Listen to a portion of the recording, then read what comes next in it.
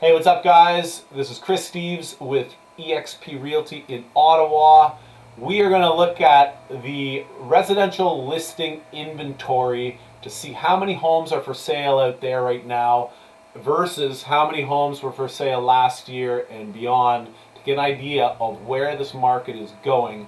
Inventory levels are an excellent indicator of what's happening in the market. So, right now it's September 19th, 2023. We are in the fall market. We're at the beginning of the fall market, which is usually a busy time for sales. Right now, not quite as busy as we'd like it, and we are going to blame that on a handful of things, namely affordability, namely interest rates being high. I'm sharing a screen so you guys can see Ottawa residential home inventory levels. Let's take a look at these residential. This is freehold homes. I'm not too worried about condos or rentals right now. We'll look at the residential. So going back to January 1st, 2021, 2.5 years ago. Inventory of active or conditionally sold residential properties in this city, 945. That's extremely low. And anybody that remembers these times knows how hot the market was back then.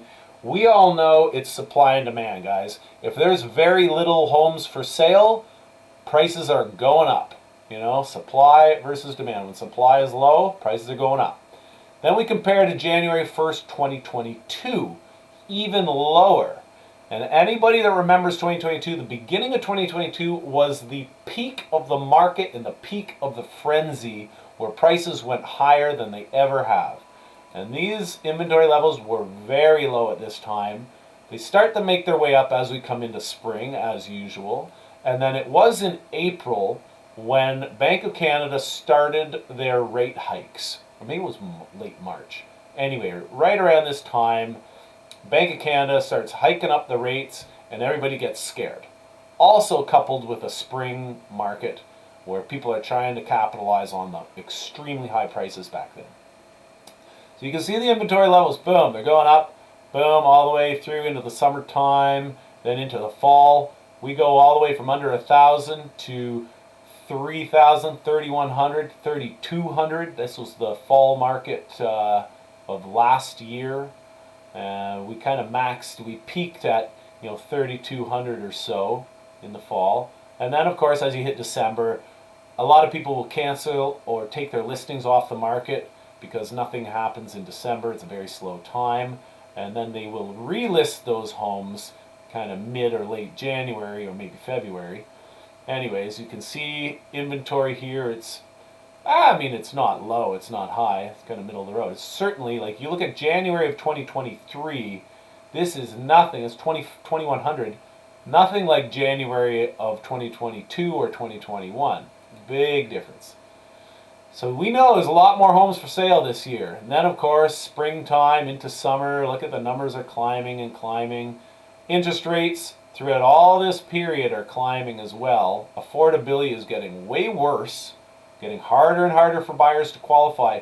Brings us to today, 3,800 active residential homes for sale.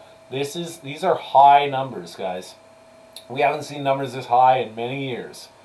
So this gives you an idea of, we have a lot of homes to sell right now at a time where it's very hard to sell homes. Why? Because buyers are having trouble qualifying for mortgages, rates of 6%, give or take. Then you've got, Canada has the stress test on top of that. Buyers have to qualify for like 2% more, they're up to 8% they have to qualify.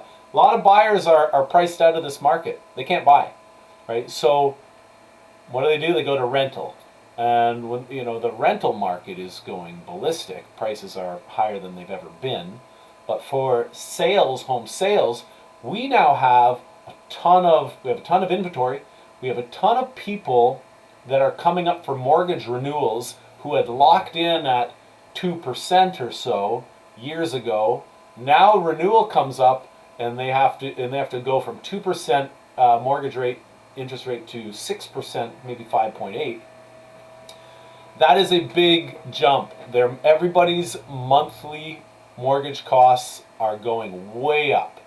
And so discretionary income's dropping because of it.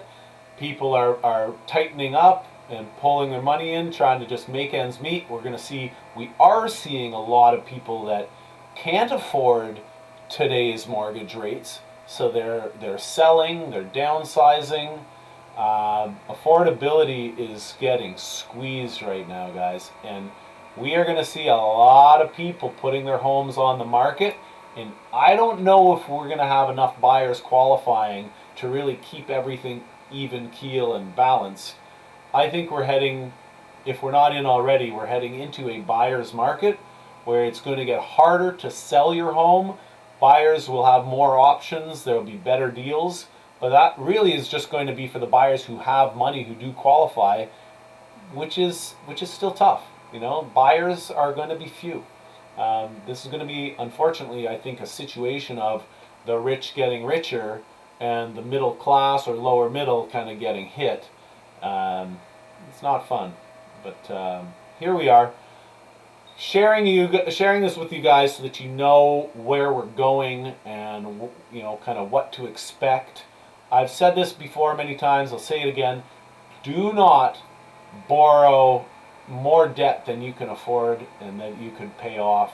This is not a time, in my opinion, not a time to be high risk. It's a time to be conservative, be careful, and just be very safe with all your calculations and with your budgeting. So hopefully that was helpful, guys. Thanks for listening to me rant there. And if you have questions, I mean, as always, you know where to reach me. Always happy to help. Take care, guys.